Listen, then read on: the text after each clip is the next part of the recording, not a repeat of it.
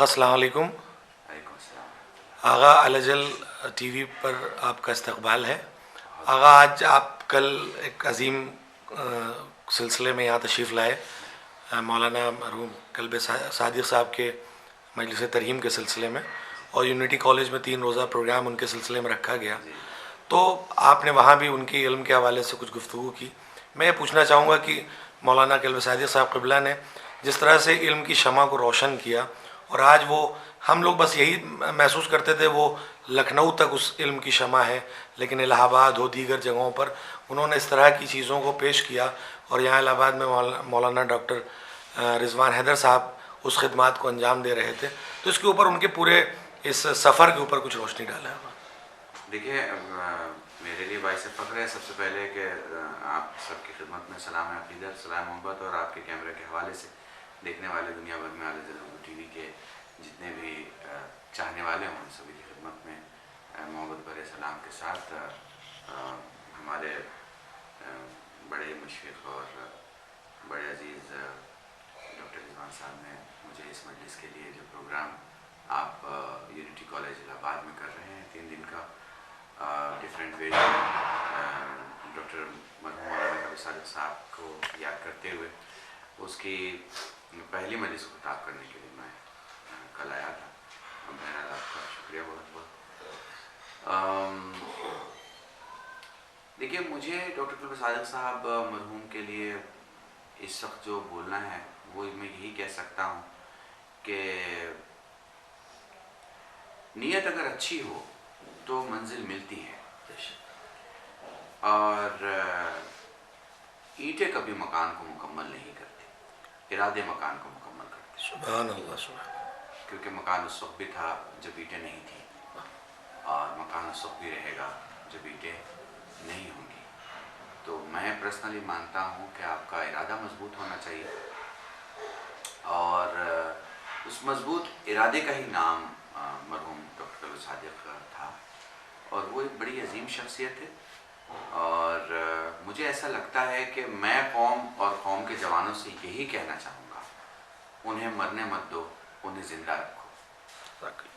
انہیں اپنے درمیان سے جانے مت دو, اپنے درمیان میں رکھو. اور ڈاکٹر کلب صادق صاحب کا آپ کے درمیان میں ہونا ہی علم کی پیاس کو جگاتا رہے گا, علم کی پیاس کو بڑھاتا رہے گا, اور علم حاصل کرنے کے لیے آپ کو زیادہ سے زیادہ ہمت دلاتا رہے گا. آغا آپ نے بہت اچھی طریقے سے اس بات کا جواب دیا, لیکن اس وقت جو پورے دنیا میں ایک شور ہے اور ایک تجسس بھی ہے کہ مولانا کلب صادق صاحب قبلہ کے بعد کیا علم کا یہ سفر یا ان کی جو جلائے ہوئے شروع کیے ہوئے کارنامے ہیں ان کو آگے کچھ بڑھایا جا سکے گا, یا ان کا کوئی بدل ہو سکے گا؟ اس پر کیا آپ کیا کہنا ہے؟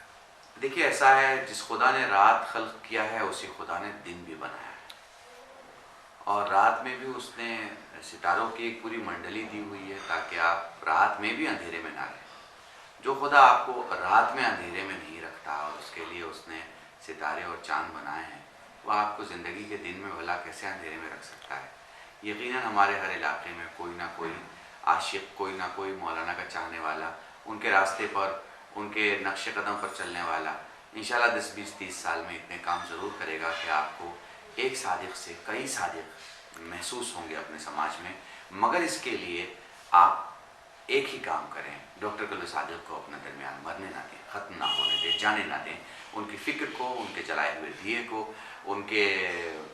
کی کوششوں کو اپنے اپنے علاقے میں جاری و ساری رکھیں. یہ بہت آسان ہے کسی کی تعریف کر دینا, اور 10ویں کے بعد 20واں آ گیا, اور اس کے بعد پھر 40واں آ گیا, اور 40ویں کی مجلس کے ساتھ ساتھ بڑی بڑی شخصیتوں کی کتابیں بند ہو جاتی ہیں. مجھے لگتا ہے کہ میں قوم سے یہی کہنا چاہوں گا, ایسا اس بار نہ ہونے دیں, اور ڈاکٹر کلب صادق کو اپنی سوچ میں زندہ رکھیں, مرحوم کے بتائے ہوئے راستے پر چلیں, کوشش کریں کہ جس سے جتنا ہو سکے اتنا اجالا پھیلائے, چونکہ اندھیرا آپ کو بھی ٹھوکر لگائے گا اور دوسرے بھی ٹھوکر کھا کے گر جائیں گے. جزاک اللہ. آغا آپ سے ایک سوال, یہ آپ سے ذاتی سوال ہے, کیونکہ میں نے بھی بہت قریب سے مولانا کلب صادق صاحب قبلہ کو دیکھا, اور انہوں نے جس طرح سے دوسری ملت کے درمیان, دوسرے مکتب فکر کے درمیان اپنی پکڑ بنائی اور اپنے پیغامات کو نشر کیا. میں نے بھی مسلسل آپ کو کئی سالوں سے, جب سے آپ ہندوستان واپس آئے ہیں, میں نے بھی دیکھا ہے کہ آپ اسی کام کو انجام دیتے ہیں دوسرے مکتب فکر کے درمیان جا کر اپنے دین کی بات اور اپنے پیغام کو نشر کرتے ہیں. میں دعا کرتا ہوں کہ پروردگار آپ کی اس توفیقات میں اضافہ کرے اور آپ اس پیغام کو نشر کریں. تو کیا یہ مانا جائے کہ جس طرح سے مولانا کلب صادق صاحب قبلہ خدمات کرتے تھے اور اپنے پیغام کو دوسرے لوگوں کے بیچ میں پہنچاتے تھے, آغا آپ بھی اسی راستے پر گامزن ہیں؟ جی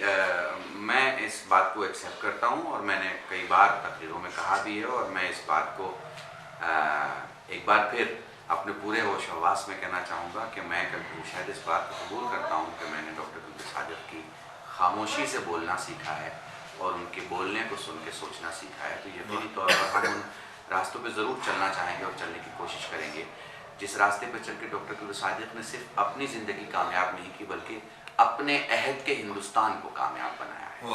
چونکہ دیکھیے ایک گھر میں اگر 4 لوگ سکون سے جی رہے ہیں, 4 لوگ کما رہے ہیں اور 4 لوگ زندگی کے معنی جانتے ہیں, تو وہ ان دوسرے 3 کو ضرور سکھا سکتے ہیں. جو سو رہا ہے, جسے احساس نہیں, جو بے حس ہو گیا ہے, جسے معلوم نہیں کہ زندگی کا مطلب اور مفاہیم کیا ہے. تو مجھے ایسا لگتا ہے کہ صرف میں نہیں, بہت سارے لوگ ہیں جو اس کوشش میں ہیں کہ وہ اس راستے پر چلیں. اور بہرحال میں اپنے لیے کہہ سکتا ہوں کہ جو کامن پلیٹ فارمز ہیں, جو بہت سارے ہمارے الگ الگ دھرموں کے دھرم گرو اور لیڈران کے پروگرام ہوتے ہیں, تو اس میں دوسری قومیں مجھے بلاتی ہیں, اور جب تک بلاتی رہیں گی انشاءاللہ مجھے یقین ہے کہ میں جاتا رہوں گا. اور جاؤں گا تو ایک وعدہ آپ سے ضرور ہے کہ انشاءاللہ ویسی نمائندگی کروں جیسا آپ چاہتے ہیں کہ آپ کی قوم کی نمائندگی کی جائے.